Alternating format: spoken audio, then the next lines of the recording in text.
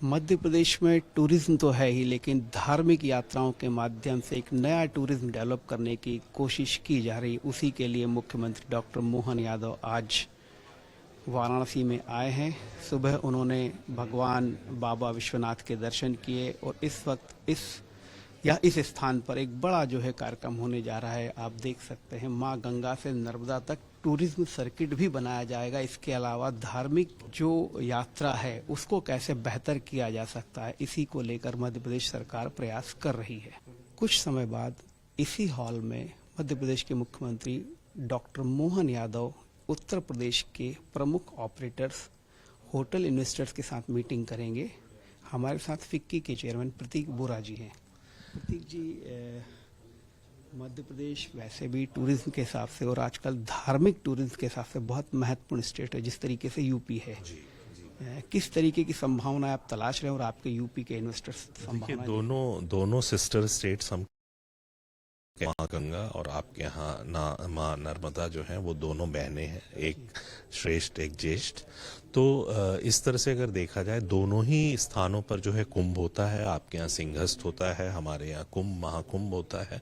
उसका सक्सेस अभी हम लोगों ने पिछले उसमें देखा ही।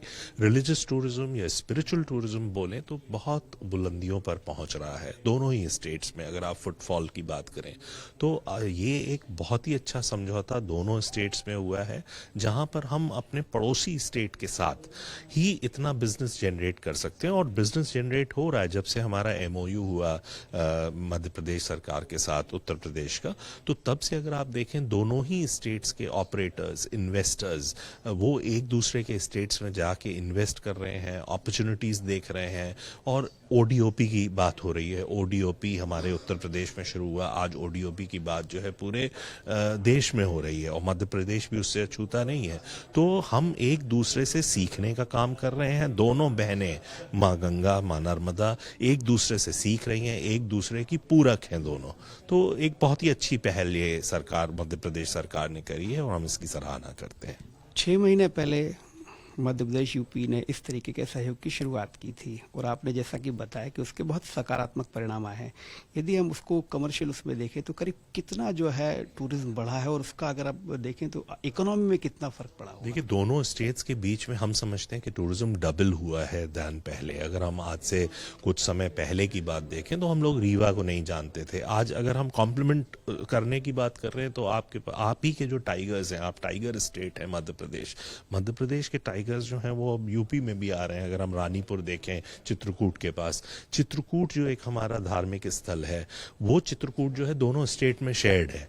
कुछ हिस्सा जो है मध्य प्रदेश में आता है, कुछ हिस्सा हमारे उत्तर प्रदेश में आता है। रामगमन पथ आप देखें तो राम जी ने भी दोनों स्टेट्स को चुना था। तो इस तरह से अगर आप देखें, अच्छा शेरों को भी नहीं मालूम है कि वो यूपी में है या एमपी में है।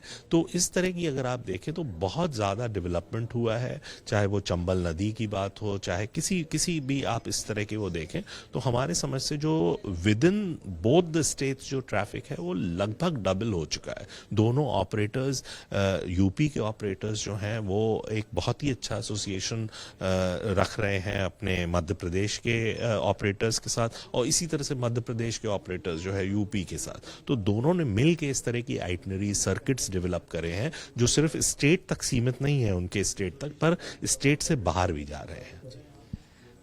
Madhya Pradesh UP sister states हैं, एक दूसरे का सहयोग कर रहे हैं। स्वाभाविक है इसका सीधा फायदा दोनों प्रदेश की जनता को भी मिलेगा और उद्योग जगत को, व्यापारियों को भी मिलेगा यदि टूरिज्म बढ़ता है।